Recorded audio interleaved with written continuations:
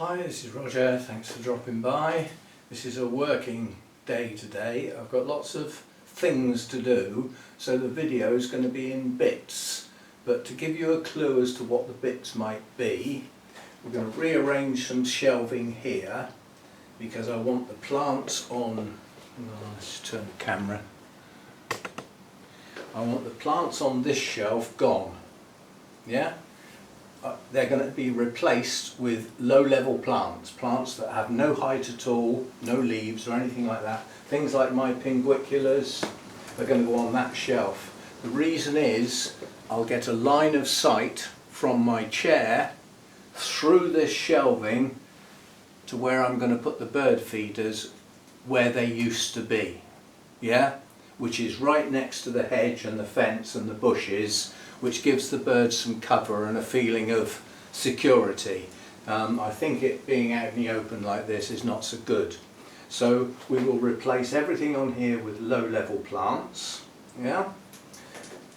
I've got some taller plants that I've got to find a home for, and these two plants on this bottom shelf are going to get moved. I've got my humidifier and my ionising air cleaner.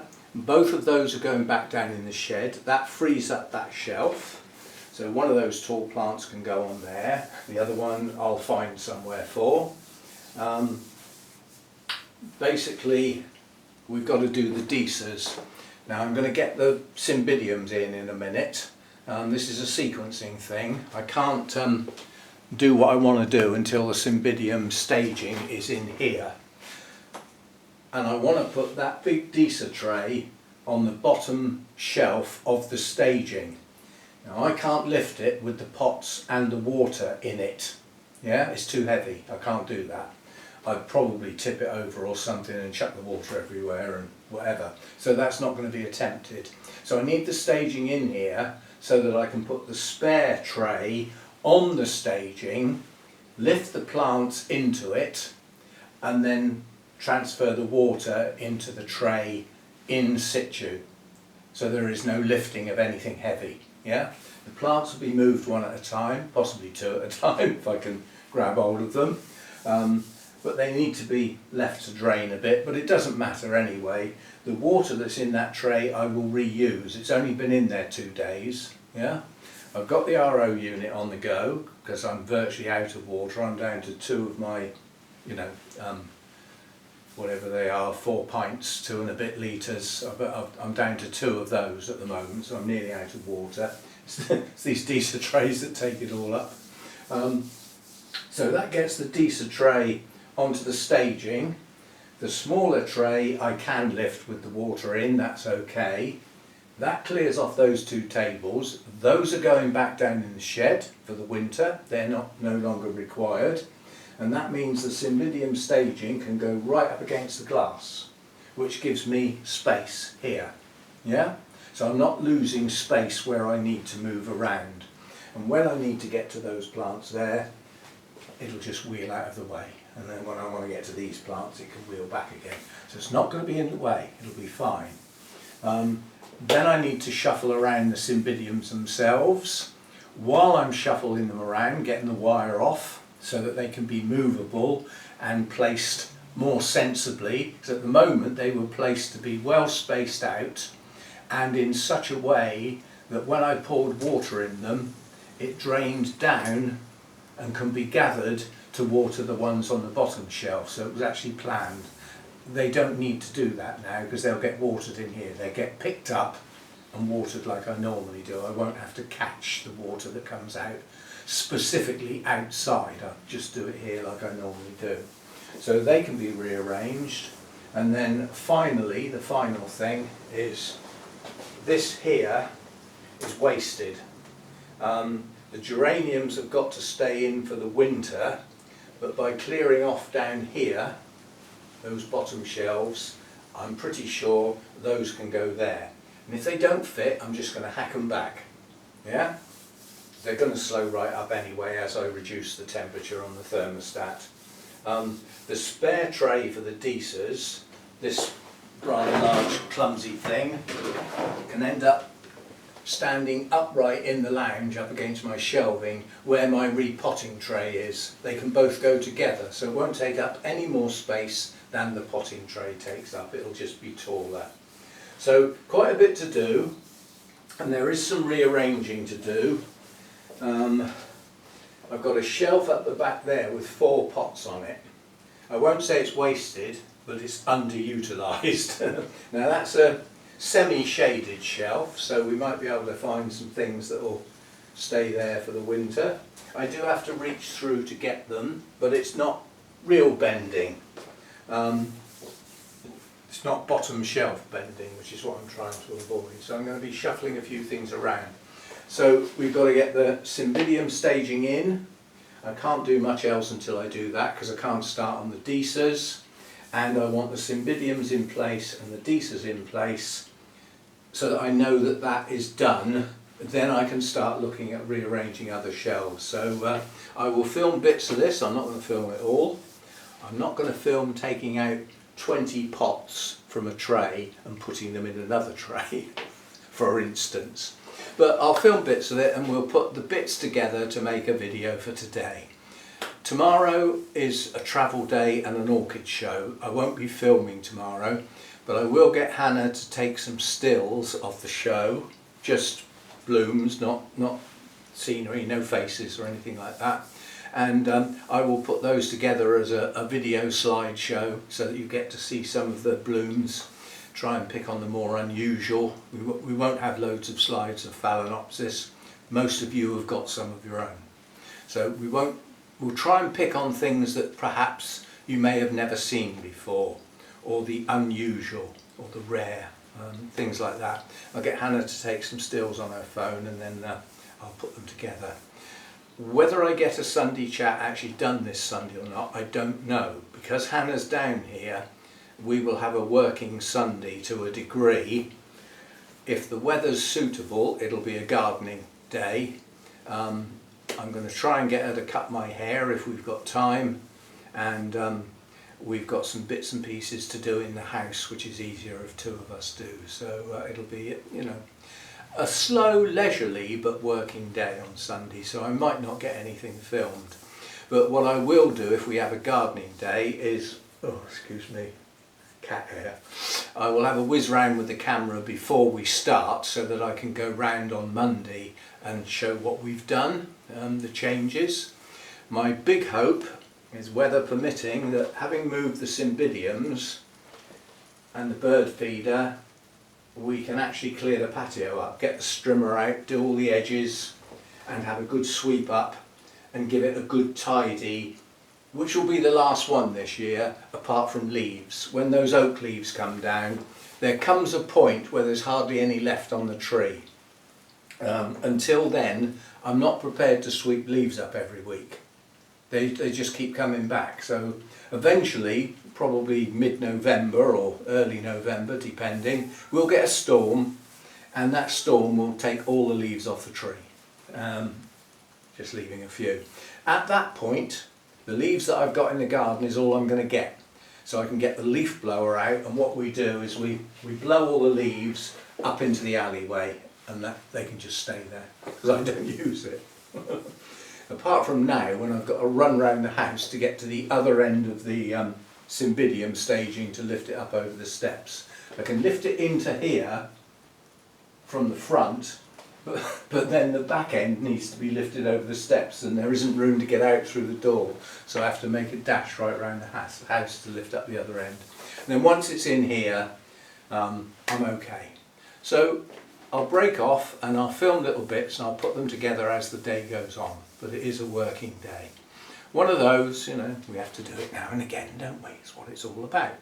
But it'll be enjoyable because there's a goal at the end of it. I can tick things off the list that have been done. And I like days like that. Don't like days where lots of things are left half done and you sort of go to bed thinking, oh, we'll get up and finish all that off tomorrow. My mind doesn't work very well like that. I like to start a job and finish it. Not always possible, you know, but we do what we can. Right, so I'll see you in a bit. Right, we'll start getting the Cymbidiums in.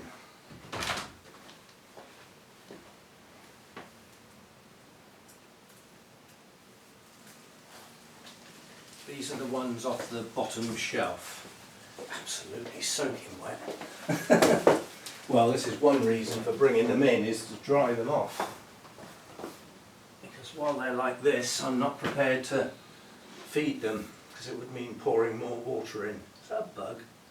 No, just a mark. I am sort of looking them over as I bring them in, but it'll be impossible to deal with slugs and snails. They could be up the inside of the bottom of the pot and totally invisible, and they'll come out at night. Eventually, if there are any, I will get them. Right, let's get the staging round.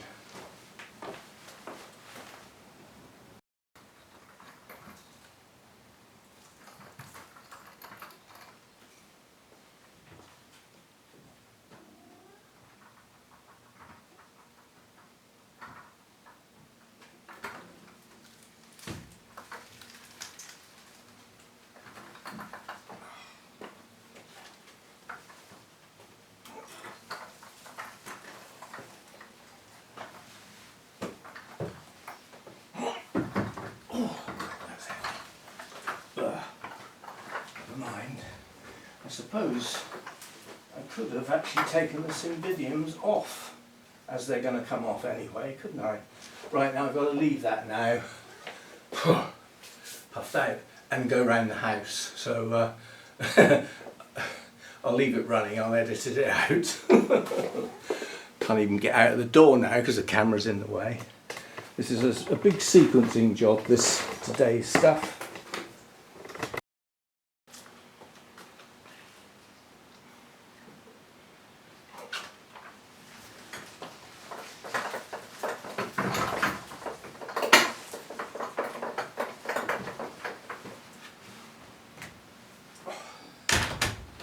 It looks massive when it comes in, doesn't it? Along with the plants as well. They look massive. They are. They've actually grown an awful lot. You know, there's a lot of new growths on these. They've all heading towards maturity. So anyway, that's got it in. I'll have to break off now because I think I've got a problem. I think the power's off next door again, which means the electronic gates don't work. Because the small gate was open, I've just tried to shut it and there's no power on the magnets to hold it shut, which also means I can't get out, because without the power the main gates don't open. I can't get the car out, so that needs to be sorted today. It's the second time this week it's happened. He doesn't live here anymore, he's moved out and the new people haven't moved in, but his electricity keeps going off for some reason. Anyway, that's nothing to do with this video. I'll break off again. Right, let's get these unwired so that they can be repositioned. Won't take long, they were just a loop going round. They should just unthread.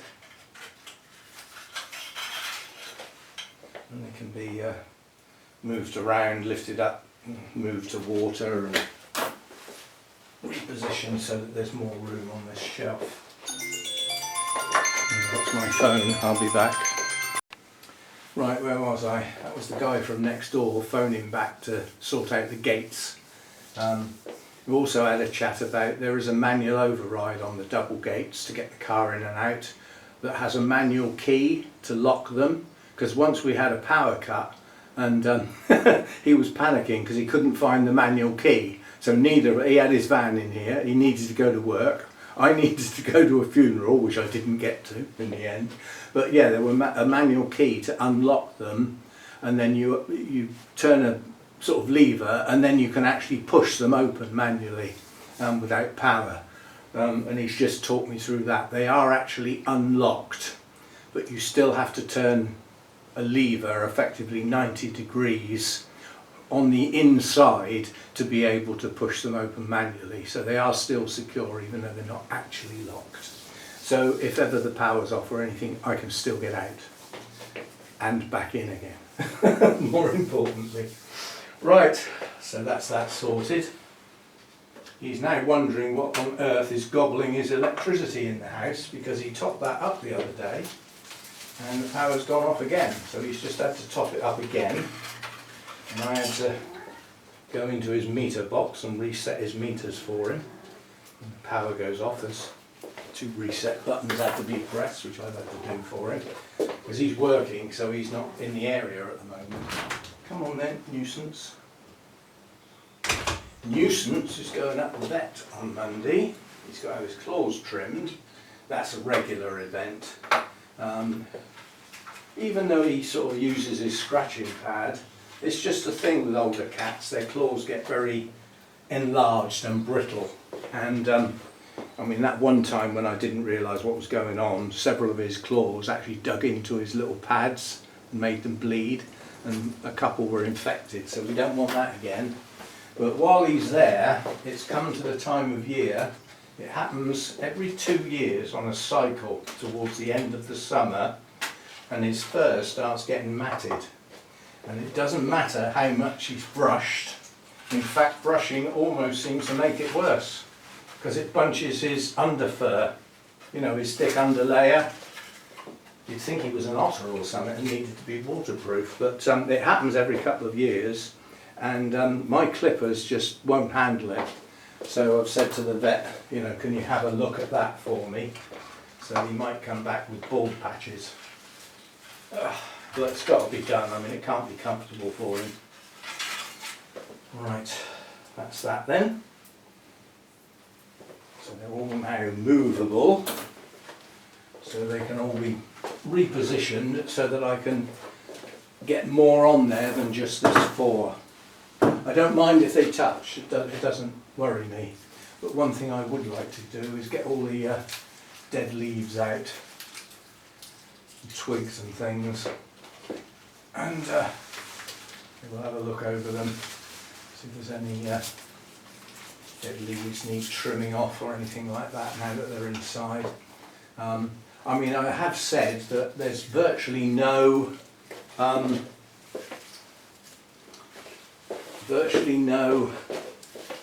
back bulbs with no leaves on my Cymbidiums. There literally is virtually none. They're all leaved bulbs, but during the summer with the new growths, obviously some of the bulbs are heading that way. If you look at this bulb here, there's several leaves here are starting to get a bit manky. Once they get to that stage, they serve no purpose, so they can just come off. Let's make a pile over here for now. That's it, fall down the back, won't you? There's a yellow one there. Oops, they go yellow again, they serve no purpose. This is where you put the scissors in, holding one leaf and cut an entirely different one. There we go, so that's that one done. Come on then, you've only just gone out. You didn't want to go out at all, did you? Come on then. You going to have a sing? Ah, this one here is covered in scale. I will show you, because this is a totally different scale to the one in here. This is brown scale, but I will show you and separate it immediately, because we'll have to deal with that. Good job I noticed that.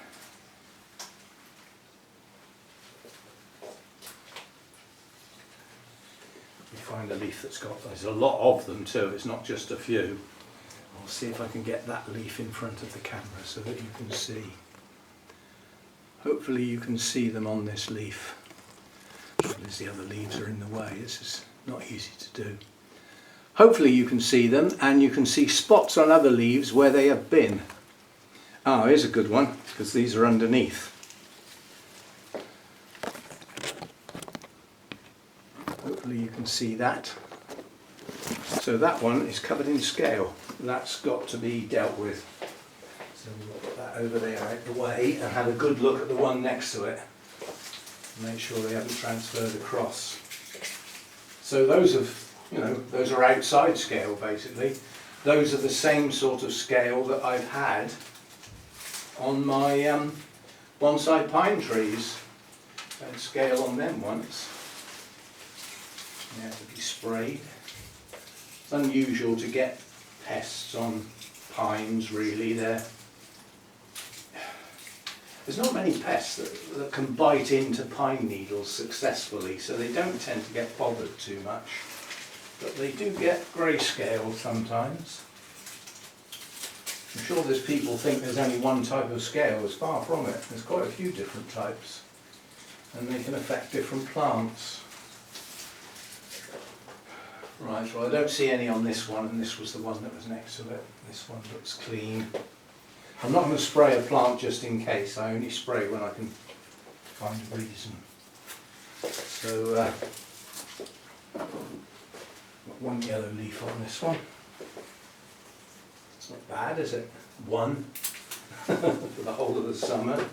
As I'm having a look round these, I am actually looking out for spikes. And I think I may have found one.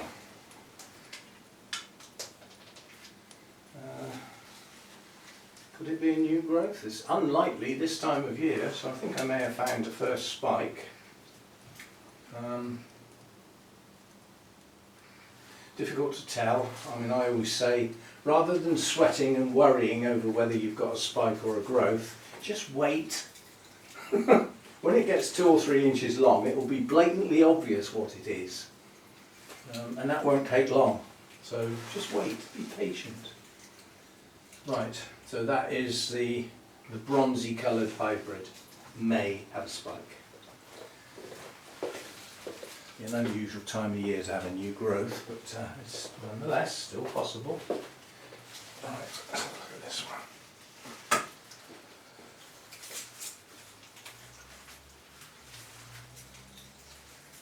Another couple of weeks or a month, these Cymbidiums would be buried in oak leaves. You'd have a job to see them. They do, once they start to fall, you know, there's physically tons of leaves up in that oak tree that have all got to come down, and a fair few of them will come this way, but if we've got the prevailing wind, which is southwesterly, it blows most of the leaves into the owner's garden, so they get their own back basically, which I like a lot, but depending on the wind direction. And if there's no wind at all, then obviously the leaves on the branches that overhang here come down all over the roof and all down the side and all over my car at the front.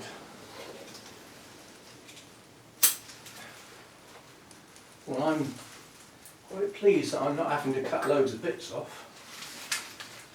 It's just the odd leaf here and there. Not much at all. You're looking in pretty good nick, apart from the one with the scale, which, as I said, I will deal with that. What I will do with that one is I will, bits of bark on the floor, I will spray it with my systemic spray, and in addition to that, I will, prior to spraying, I will get some cotton wool buds and the alcohol and rub off every one that I can physically see, so that I've removed virtually everything manually. Then I will spray it with the systemic and then do it again in 12 to 14 days time. I have to remember which one it is, because it is just that one that's got the problem. So there we go, some very large plants. And we do have room on here for more plants, just by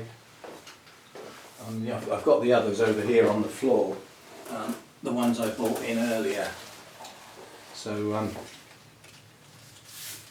this isn't quite such a large plant. It's only had 2 large new growths this year on top of the original 2 bulbs. So this has only got 4 bulbs on it. Relative to what's going on with the others, this is actually quite a small plant, relatively.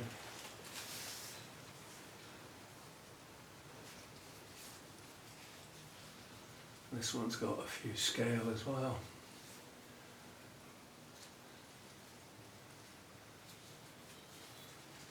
I better spray that one as well.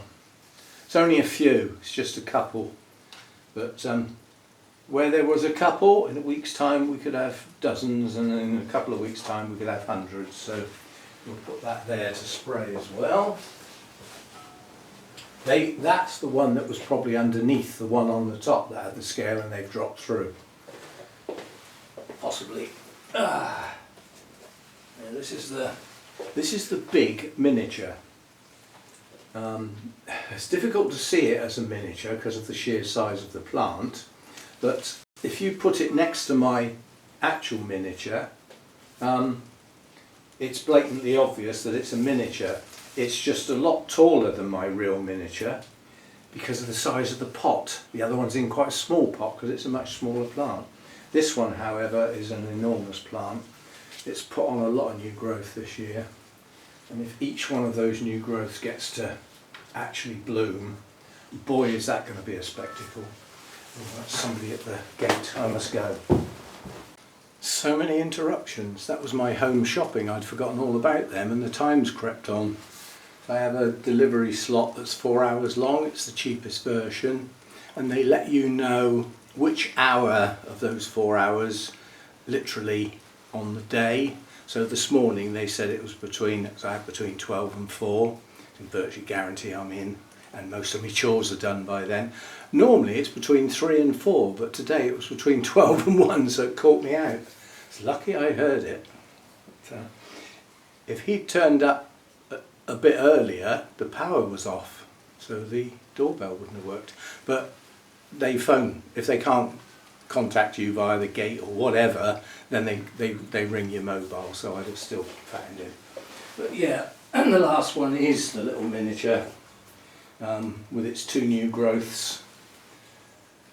So yeah, I mean, one day this will be a big plant as well, but at the moment it's a young plant. And this is one with a back bulb, and it's nice and firm and solid. So next time that gets repotted, that will get separated, and I will attempt to propagate from this because this is a smashing little plant. The 2 new growths have got lovely leaves on. They look good, and there's a few tatty leaves on the older part of the plant. A couple of bent ones, but that will become a leafless bulb in the not too distant time. The bulb I grew last year that bloomed is nice and fat. Hopefully these 2 will do the same. So there we go, that's that one. And all of these will need drip trays.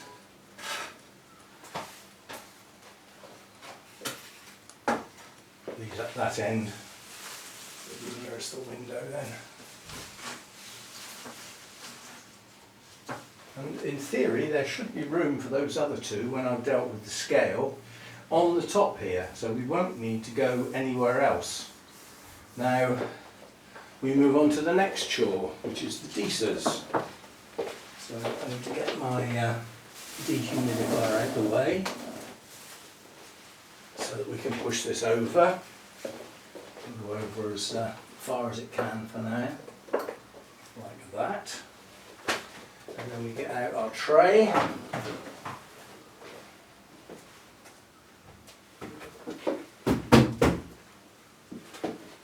Pop that on there. That's still plenty of light for the desers in the winter, even though that's a lower shelf. Don't forget, once these tables are gone, this is going to go right up against the glass. They'll be right up against the glass.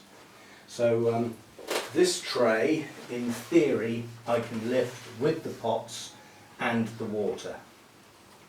Yes. But I wouldn't want to do that with the big one. So that can pop in there like that. And then all we've got to do is lift these out. As I said, I should be able to do these 2 at a time. Doesn't matter if I get some drips on the floor, I'm not worried. And just pop these in here. I keep them in the same order, in the same position they're in, because when I put them in here there was some logic to that. I can't remember what it was, but if I just go back in the same place in the same order, then that'll do fine. And then the water I will have to take out and transfer over to this tray, a jug at a time. Anyway, you don't need to see me carrying on with this. It is literally a matter of transferring the pots into here, get the water out of there into here, and put that to one side as a spare tray. And then that'll be that job done. I'll be back with some other things in a bit. Right, that will do for today. Well, nearly. The RO unit's still running out there. I've got a few more containers to fill up, and because of the extra RO water that I need for the desers to do the tray changes, I always make more RO water than goes in the normal containers, and I leave it in the black bucket, and then I use that initially so that it leaves more in the containers for later on.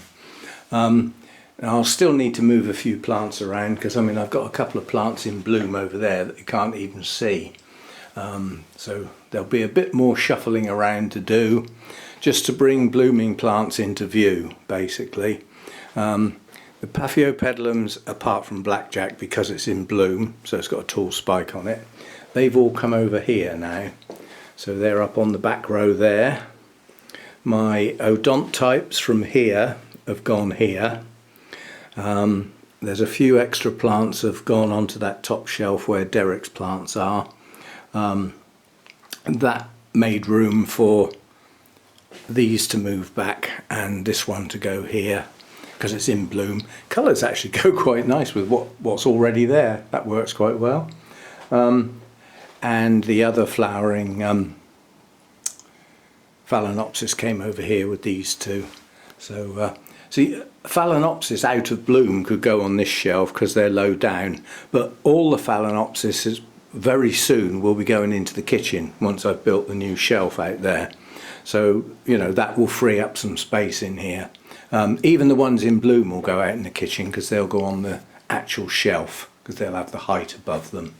So that will free up a bit of space, move a few things around again. It's just a matter of, you know, getting everything in a reasonable place. Now the heater has obviously got to miss the desers and miss my cooler growers, so the heater points directly into that corner, the edge of the door, and the oscillating fan distributes that heat quite quickly anyway. All of these Cymbidiums have ended up on this top shelf. They've all gone on there okay.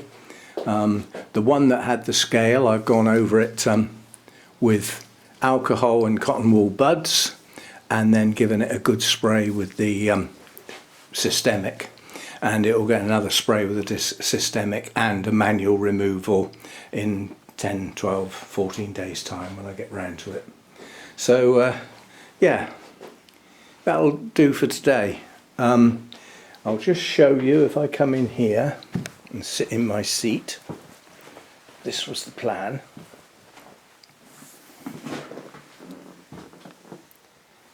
To be able to see through the gap.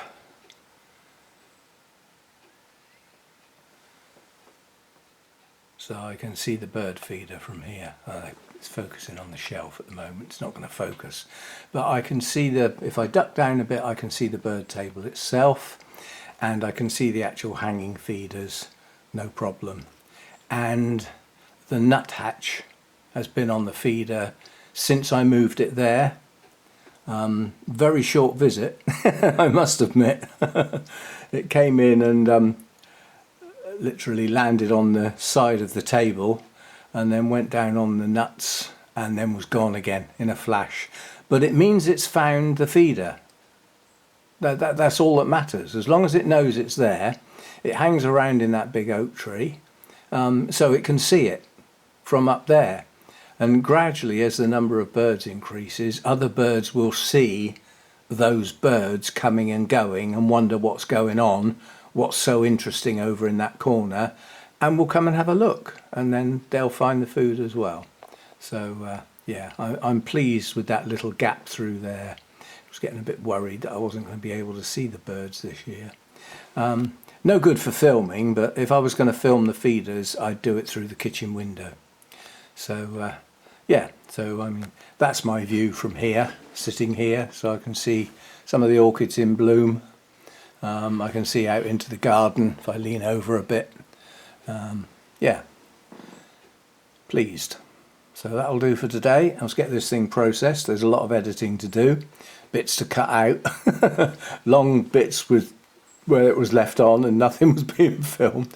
some fiddling around to do, and it'll end up being bitty, but so be it. That's just what I've been up to today. And I'll see you next time, whenever that is. Remember, I got a busy weekend.